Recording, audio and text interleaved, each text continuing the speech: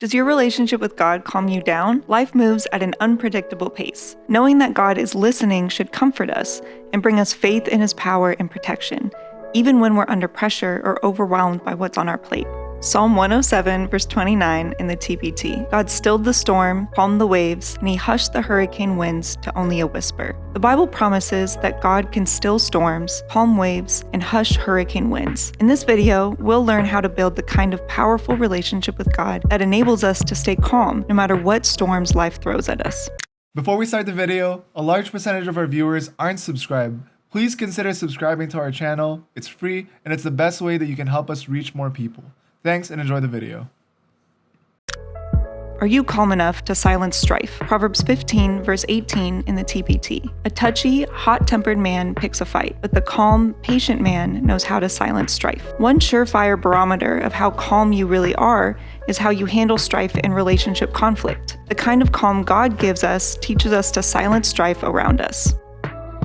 Can you stay calm under pressure? Proverbs 17, verse 27 in the TPT. Can you bridle your tongue when your heart is under pressure? That's how you show that you are wise. An understanding heart keeps you cool, calm, and collected, no matter what you're facing. Understanding that God causes all things to work together can help us stay calm, cool, and collected no matter what comes our way.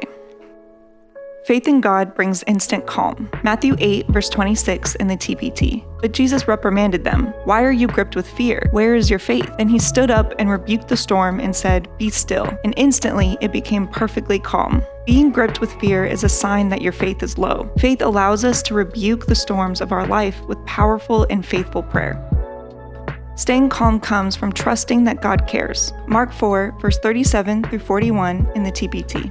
Suddenly, as they were crossing the lake, a ferocious tempest arose, with violent winds and waves that were crashing into the boat until it was all but swamped. But Jesus was calmly sleeping in the stern, resting on a cushion. So they shook him awake, saying, Teacher, don't you even care that we are all about to die? Fully awake, he rebuked the storm and shouted to the sea, Hush, calm down. All at once the wind stopped howling and the water became perfectly calm. Then he turned to his disciples and said to them, Why are you so afraid? Haven't you learned to trust yet? But they were overwhelmed with fear and awe and said to one another, Who is this man who has such authority that even the wind and waves obey him? The disciples were afraid because they didn't trust that Jesus cared about them. Trusting that God cares about our lives reduces anxiety because we know He is involved and working on our behalf.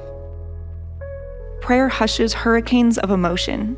Psalm 61, verse 1 through 2 in the TPT. O God, hear my prayer. Listen to my heart's cry. For no matter where I am, even when I'm far from home, I will cry out to you for a father's help. When I'm feeble and overwhelmed by life, guide me into your glory, where I am safe and sheltered. It's easy to get overwhelmed by life. The key to learning how to be strong on the inside is having a powerful relationship with God. Pause and reflect. The Bible gives us many examples of ways we can process and deal with the stressful things happening in our lives. The more we fight to be in God's presence, the calmer we will become. Does your relationship with God calm you down? What stressful or difficult things in your life do you find hardest to believe God cares about? For more Bible studies on how to fight anxiety and bring calmness in your life, subscribe to Deep Spirituality and check out the link in the description for additional scriptures.